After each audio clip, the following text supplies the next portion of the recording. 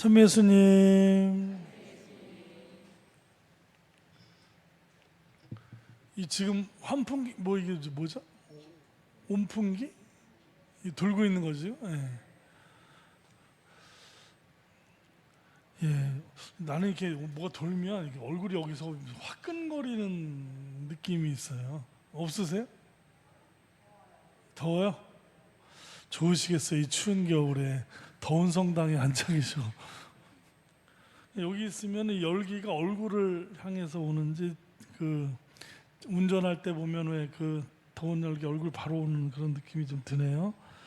그래도 뭐 추운 겨울에 더운 가운데 미사를 드리는 건 은총이 아니겠습니까? 은총이 가득하십니다. 자, 오늘 마테오복음 8장 5절, 이제 갑자기 루카복음으로 쭉 달리다가 마테오복음으로 갈아탔습니다. 갈아탔는데, 자, 카퍼르나움에 들어가서 백인 대장에 만나시는 이 카퍼르나움이라는 동네가 이제 로마 군인들이 주둔하던 그런 군사 부대가 있던 그런 곳이었다는 것이죠. 여기서 백인 대장, 100명을 거느린 대장, 백인 대장을 만나게 되는데, 그가 굉장히 정말 인간적인 군인이었던 것 같아요. 자기 종이 아픈 거를, 옛날 사실은 이 노예제도나 이런 거를 역사를 보면 뭘 아프든 말든 뭐 대충 저렇게 했다가 죽으면, 노예가 하도 싸다 보니까 치료비보다 어떻게 해요? 네. 노예를 사는 값이 싸면은 치료를 합니까? 안 합니까? 이런 상황이 벌어지는 거죠.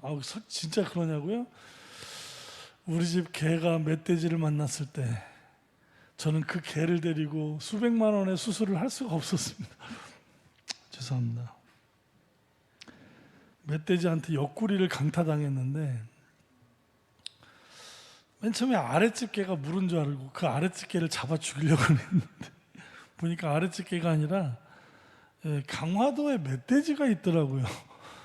그래서 이 멧돼지가 우리 개를 갖다가 강타했는데, 우리 개는 자기 영역과 주인을 지키기 위해서 그 멧돼지를 죽으라고 쫓아간 거죠. 멧돼지는 개를 무척 싫어합니다. 근데 목이 풀려 있으면 죽는다 그러더라고요. 왜냐하면 개가 멧돼지를 따라잡는데요. 그러면 멧돼지가 딱 몸을 돌리는 순간 개는 거의 십중팔구 죽는다 그러더라고요. 이 뿔로 받치면은 살아남을 개가 없답니다. 우리 개가 여기 옆구리 여기서부터 위에서부터 아래까지 여기 강타당해 갖고, 근데 나중에 물어봤더니 이거 좀 몇백만 원 나온다는 거예요. 그래서 그냥 이렇게 맛있는 걸 많이 사줬죠. 개한테 좋다는 게 뭐가 있습니까?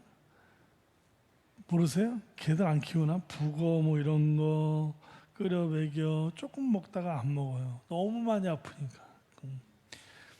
좋아하는 순대를 좋아해요. 개가 순대 또 막 해다가 먹이 안 먹어요. 참치 막 안 먹어. 내가 할 수 있는 별짓 다 했는데 일주일 만에 죽었어요. 몇백만 원 치료비가 하면 살 수 있었을지도 모르는데, 얘기가 이렇게 이상하게 삼천포로 가보네.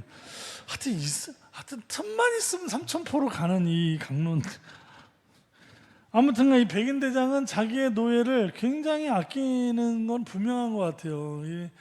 자기가 식민지 집에 군인으로 와 있는데, 그 식민지 백성 아니겠습니까? 예수님은 백성 그 사람 앞에 무릎을 꿇고 이렇게 빌 정도면 뭐 자존심이고 뭐고 다 집어 던지고 정말 대단한 애정을 가진 노예에 대한 그런 사람이었던 건 좀 분명한 것 같은데, 예수님께서 가서 내가 고쳐주마 하니까, 아이고 제 지붕에 주님을 드릴 자격이 저는 없는 놈입니다.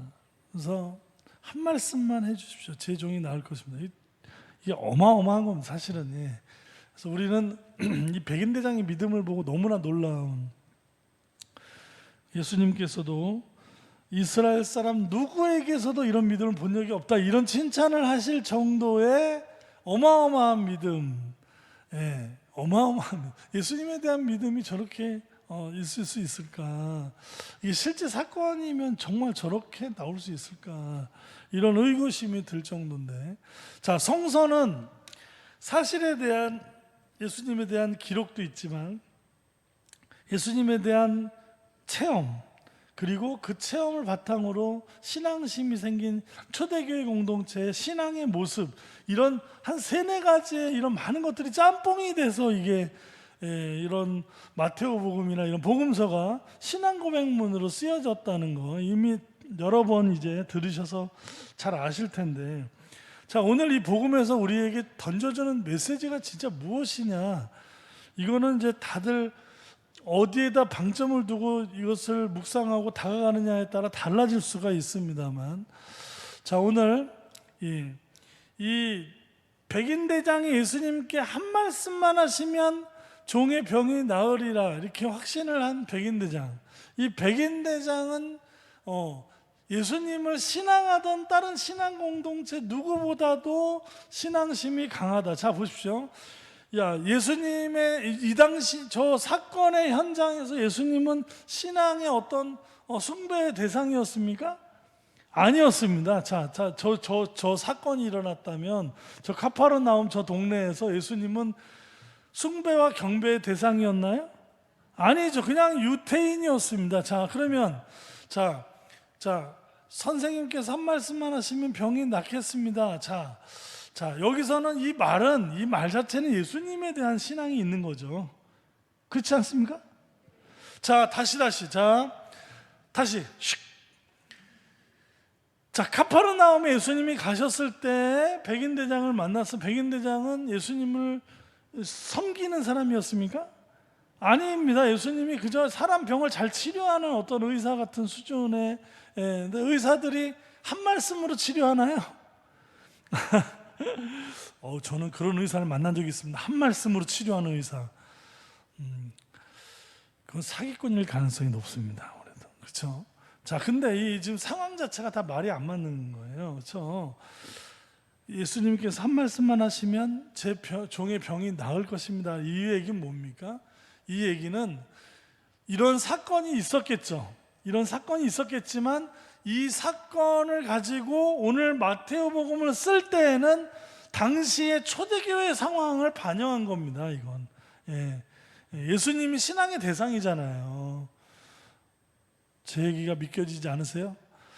할 수 없지 뭐. 그래도 뭐 아니, 저 백인대장의 자세를 보세요. 선생님 한 말씀만 하시면 제 종이 낫겠습니다. 이거는 신앙고백문이라고요. 신앙고백문.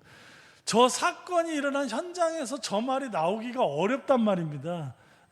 어떤 의사가 말 한마디로 고칩니까?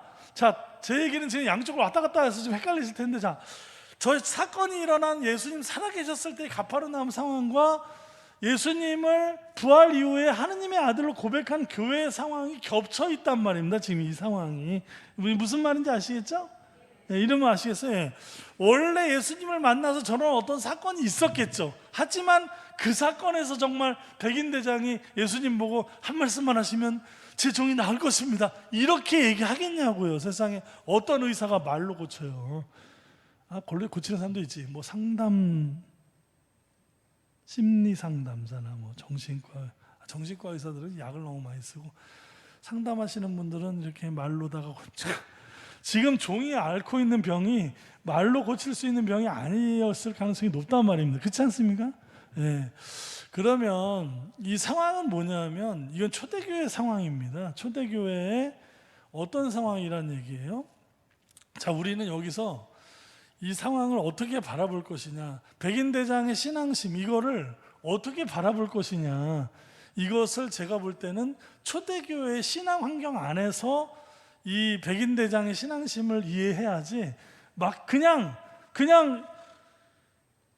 마테오복음 그대로 알짜 그대로 그냥 지금 예수님 가파르나움 등장하시고 이쪽에는 백인대장 오고 이거를 그냥 이렇게 드라마 같이 그냥 봐서는 이게 지금 저 대사가 이해하기 어렵다, 이런 상황을 제가 얘기하는 거죠 지금.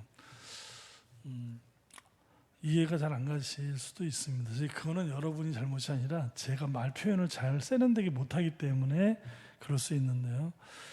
제 얘기는 뭐냐면 초대교회 신앙 환경을 보면은 예수님을 믿던 초대교회 안에는 유태인들만 있던 게 아니고 로마인들도 들어오고 저 지금 뭐예요? 저 화면에 띄워진 저 그림? 저 누구 같아요? 갑자기 저 하늘 위에서 예수님 뭐라고 하는데 말 타고 가다 떨어져 갖고 안 보여 안 보여 뭐야 뭐 이러고 있어. 누구예요? 네, 사울을 얘기하는 예수님을 심지어 박해하던 사람까지도 교회 신자로 들어오던 상황입니다. 무슨 말인지 아시죠? 예수님을 박해하던 사람도 신자로 들어오는 초대교회가 그렇게 완전히 문이 열려 있었기 때문에 뭐 로마인, 별의별 가나안 여인, 사마리아 여인 그 사람들이요 사실 따지고 보면 예수님이 만났던 사람임에도 틀림없지만 어떻게 보면 초대교회에 사마리아 사람, 가나안 사람, 로마 사람 다 들어왔다는 얘기입니다. 다 들어왔다는 얘기 이 교회 안에 그런 얘기죠, 그렇죠? 이 초대교회 신앙 환경 안에 저들이 들어와서 기존에 예수님을 알고 있고 기존에 하느님을 알고 있고 말이죠. 모세 오경을 알고 있고 내가 말이야 우리 조상이 12지파 중에 말이야 어마어마한 집안이야 막 이런 사람들 저런 사람들이 주류를 이루고 있던 초대교회에 로마인, 사마리아인, 가나안인 별의별 사람들이 막 다 들어오고 있는 상황에서 예수님 초대교회가 외친 겁니다.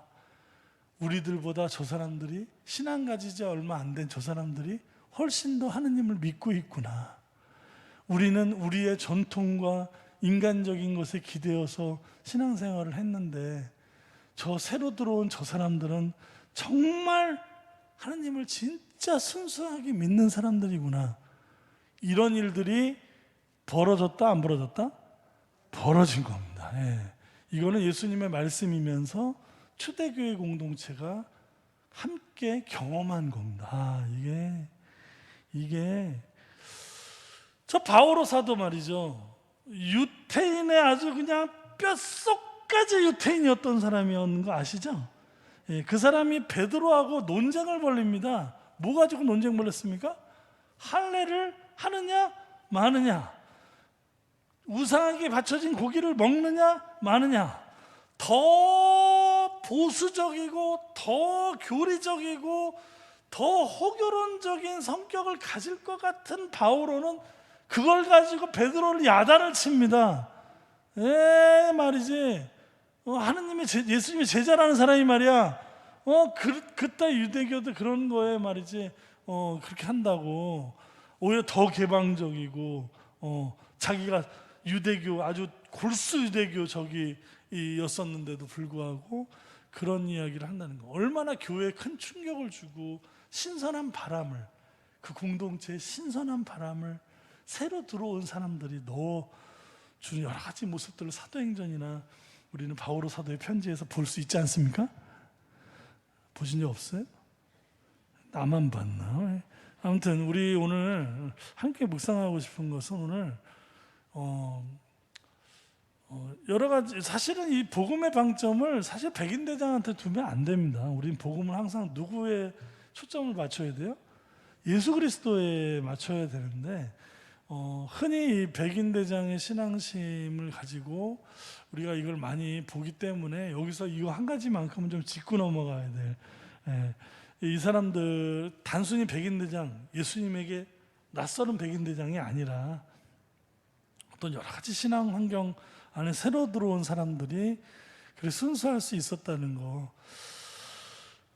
여기서 오늘 우리가 진짜 봐야 될 것은 그런 당시의 초대교회에 어떤 사람들이 만들어 놓은 수많은 경계와 울타리가 있습니다. 교회에는요 옛날부터 지금까지 우리들이 만들어 놓은 인간적인 울타리들이 다 있어요. 우리는 조금만 뭐하면 그냥 친한 사람, 뭐한 사람, 오래된 사람, 나하고 코드가 맞는 사람, 나하고 뭐가 안테나가 맞고 뭐가 맞는 사람, 생긴 게 나보다 일단은 저기 한 사람, 이런 사람 저런 사람 이런 울타리 저런 울타리 막 쳐놓고 사람들을 경계하고 막 이렇게 한단 말입니다. 근데 하느님은, 예수님은 그런 울타리, 그런 저런 울타리, 새로 신앙심을 가지고 들어오는 사람에게서 더 하느님의 일을 일으켜 버리시는 어마어마한 하느님의 사랑은 우리들이 만들어 놓은 울타리 안에 있지 않다는 거, 이거는 우리 사제들도 대단히 잘 봐야 되는 문제입니다. 자기 말이 곧 법이 아니다는 겁니다. 예. 항상 하느님의 사랑은 누구도 가두어둘 수도 없고, 여기만 주세요, 여기만 주세요 이렇게 한다고 거기로 똑 떨어지는 것이 아니라는 거죠. 하느님의 사랑은 더 낮은 곳으로, 더 낮은 곳으로, 우리 눈에 볼 때 더 약하고 별 볼 일 없어 보이는 곳으로 계속해서 흘러 내려가신다는 사실을 우리가 아무리 그걸 막으려고 해도 막을 수가 없고, 하느님의 사랑은 다 모든 걸 흘러 넘쳐 채우신다는 거. 빗물이 막 내리는 빗물을 아무리 이 과학이 발전한 이 21세기 인류가 그 물을 다 막을 수 있나요? 샨샤 댐은 다 막을 수 있나요? 예? 샨샤 댐이 어디 있냐고요? 중국에 있는 거 아닙니까? 이 샨샤 댐. 빗물 많이 오면 막을 수 있나요? 대중국이면 막을 수 있습니까? 빗물이 별 볼 일 없어 보이지만 모든 것을 삼켜버릴 수 있는 것처럼 하느님이 우리에게 쏟아주시는 은총을 우리 안에 가둘 수 없다. 그것은 우리의 생각과 모든 것을 넘으신다는 사실. 이제 우리가 그런 하느님의 은총을 더 많이 받기 위해서 내 자신을 더 낮추는 거 있죠. 더 낮추고 더 낮추고, 예수님이 한없이 낮아지신 것처럼 그 예수님의 은혜를 받으려면 예수님보다 더 우리가 낮아지는 것밖에 없다. 이럴 때 생각지도 못한 많은 하느님의 은혜가 나에게 오지, 내가 자꾸 높아지면 하늘에서 비가 내리는데 제일 먼저 마르는 곳이 어디입니까? 산 꼭대기예요? 저 밑에 골짜기예요? 되게 멋있지 않습니까? 이런 말 하는 거. 오늘은 도대체 이렇게 뭐 웃기는 소리를 해도 웃지도 않고, 이상한 소리를 해도 웃어주지도 않는, 내가 곡을 해도 가슴을 치지 않았고, 내가 노래를 해도 춤을 추지 않았다는, 또 이상한 소리도 하려고 그래. 아무튼 비가 내리네. 오늘 그냥 가요 같은 성가지만, 정말 그 하느님의 모든 울타리를 넘어서 가장 낮은 곳으로 모여 흘러내려가신 그런 빗물처럼 우리가 우리 자신을 늘 가장 무슨 일을 하고 난 다음에 무슨 말을 해야 됩니까? 자매님 너무 훌륭하세요. 신부님이 그럼 뭐라 그래야 돼요? 짠! 그러면 됩니까? 그래도 되죠. 물론 되지만 신부님이 자매님 너무 훌륭하세요. 너무 고맙습니다. 그럼 뭐라 그래야 돼요? 저는 해야 할 일을 했다 그래야죠. 약간 정해진 멘트가 있어요. 좀 이렇게. 신부님이 다시 한번 자매님 너무 훌륭하십니다.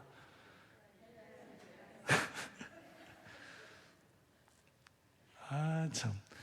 저도 누가 뭐라 하면 저도 그렇게 대답을 합니다. 그러니까 우리 그렇게 서로 이렇게 약간 누가 들어도 참, 복음의 말씀은 들으면 딱 기분이 좋지 않습니까? 복음적인 말씀, 누가 뭐라 그러면 신부님 너무 훌륭하세요. 제가 뭐 해야 될 일을 한 거죠. 뭐 이러면 기분이 좋잖아요. 신부님 너무 훌륭하세요. 제가 이 정도는 뭐 아무것도 아닙니다. 이러면 듣기 좋습니까? 우리가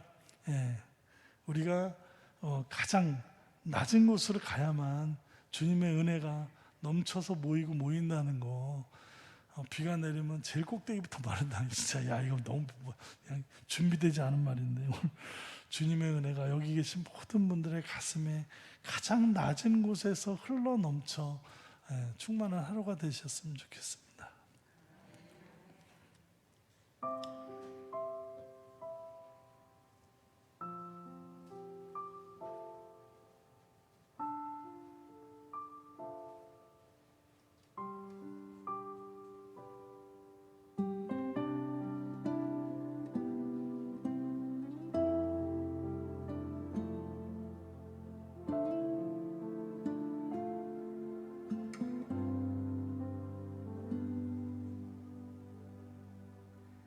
비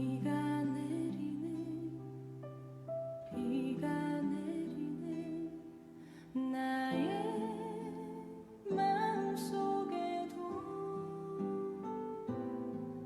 은혜의 단비로 나를 채워주소서. 넘치도록 채워주소서. 고쳐주소서. 고쳐주소서. 나의 연약한 육신을 은혜의 단비로 나를 고쳐주소서. 넘치도록 고쳐주소서. 주님을 바라봅니다. 나를 받아주소서. 주님을 기다립니다. 나를 충만케 하소서.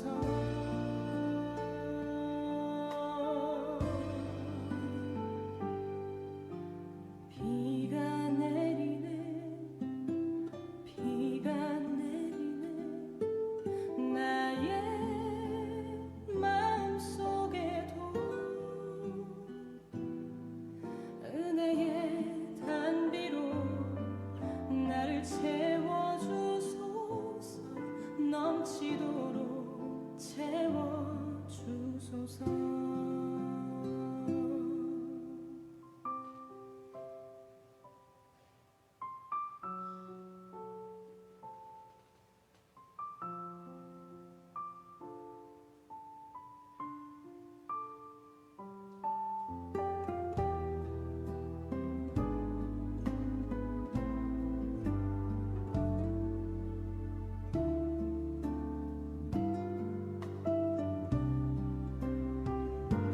주님을 바라봅니다. 나를 받아주소서. 주님을 기다립니다. 나를 충만케 하소서. 손들고 나갑니다. 나를 받아주소서. 주님을 기다립니다. 나를 충만케 하소서.